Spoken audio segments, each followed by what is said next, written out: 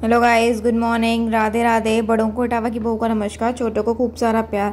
तो स्वागत है एक बार फिर से आपका अपने चैनल इटावा की बहू में। आप लोग कैसे हैं? हम लोग बहुत बढ़िया हैं और एक नए दिन के साथ एक नए व्लॉग की शुरुआत करते हैं। और आज है नवरात्रि का डे 3, यानी कि आज है माँ चंद्रघंटा का दिन।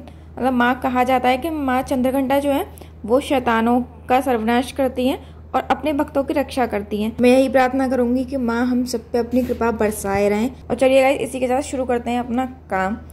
ये सुबह का ही टाइम है, मेरी पूजा वगैरह तो सब हो चुकी है।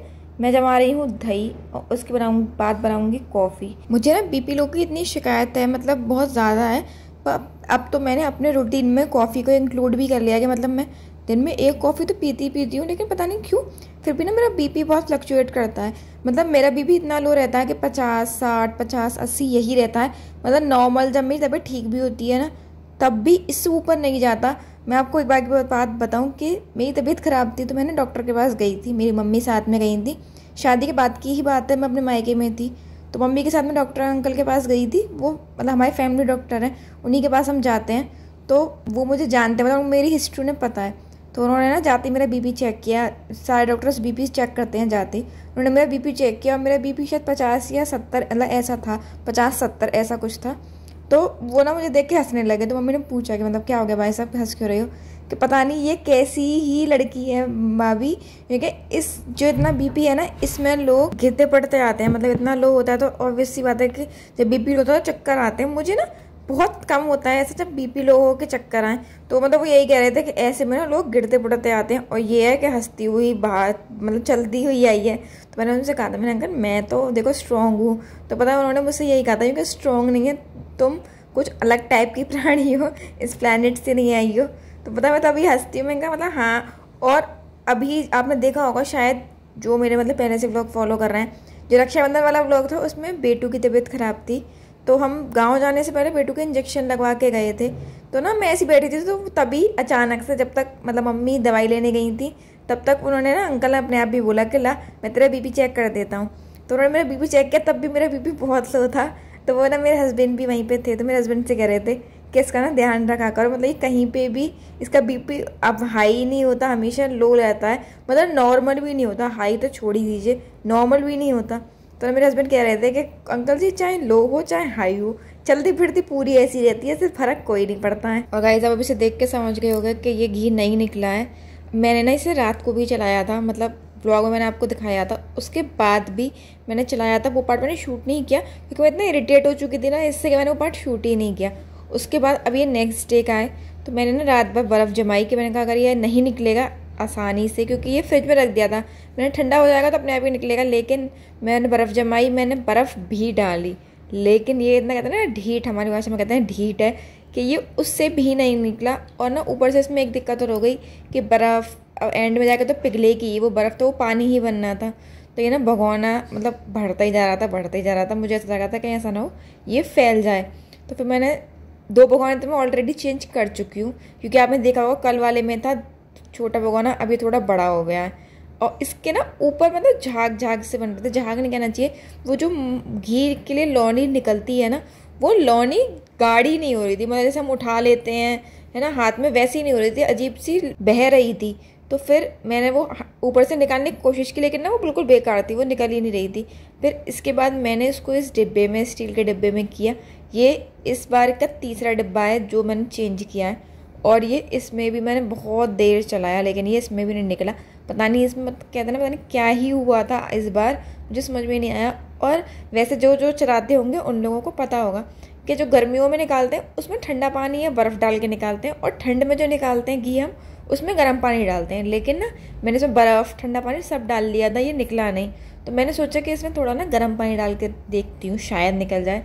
तो यहाँ पर वही मैंने गर्म पानी को मतलब बॉयल किया अच्छे से, उसके बाद मैंने ये डाला। और अब यकीन मानिए कि मुश्किल से 3 से 4 मिनट में ना ये तैयार, मतलब पूरी लौनी बाहर आ गई थी। मैं इतना मतलब मुझे ना इतना अजीब लगा, मैं बता यार क्या छोटे से काम के चक्कर में मैंने 3-4 तो बर्तन किए, ऊपर से काम बन गया 2 मिनट में। पर मुझे समझ में नहीं आया, क्योंकि मैंने जब तक, ऐसा नहीं है कि मैं अभी निकालना शुरू किया, मैं शादी से पहले से निकाल रही हूँ बहुत सालों से। तो मैंने हमेशा यही किया है और मैंने मम्मी को भी यही देखा है कि गर्मियों में ठंडे पानी से निकलता है और ठंड में गर्म पानी से। तो अभी तो ठंड भी नहीं आई, पता नहीं इसको क्या ही ठंड लग रही थी जो ये गर्म पानी से निकल के आया, मुझे समझ में नहीं आई। इसकी वजह से ना बर्तन इतने सारे हो गए थे, घी तो निकला लेकिन इतने बर्तन हो गए, तो मैंने बीच में ही पहले सारे बर्तन मांज लिए। मतलब अभी खाना पीना बना नहीं है लेकिन बर्तन इतने सारे हो गए थे कि सिंक भर गई थी इन्हीं बर्तनों से, घी वालों से। और माँ को ना मैंने बताया है कि थोड़ा घिन आती है घी मलाई इन सब चीज़ से, तो मैंने सोचा कि पहले मैं साफ़ कर लूँ वरना माँ आसपास भी नहीं भटकेंगी सिंक के।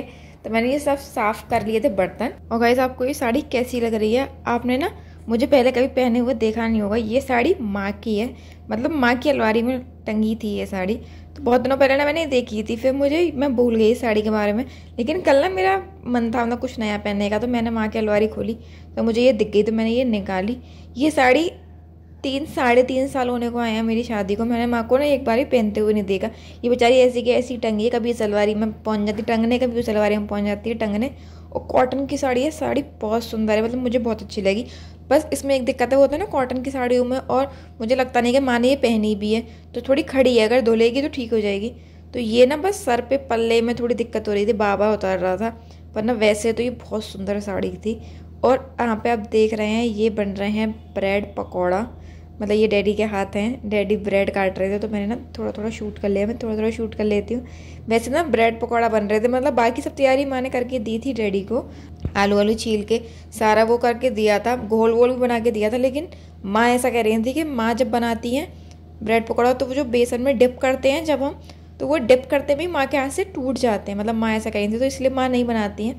तो डैडी ने कहा कि हम बना देते हैं, और माँ का मन था आज ब्रेड पकौड़ा खाने का, तो रात में डिनर में कुछ नहीं बना, ये ब्रेड पकौड़ा ही बने हैं।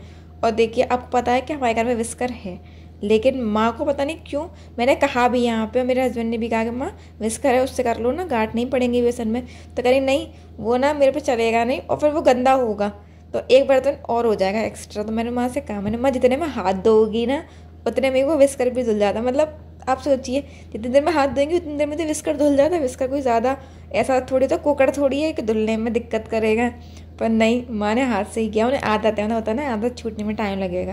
और यहाँ देखिए ये डैडी मतलब सच में ही टेस्टी बने थे। डैडी के हाथ की मैंने आपको बताया हमेशा कि मतलब डैडी के हाथ की चीज़ें सारी ही अच्छी होती हैं।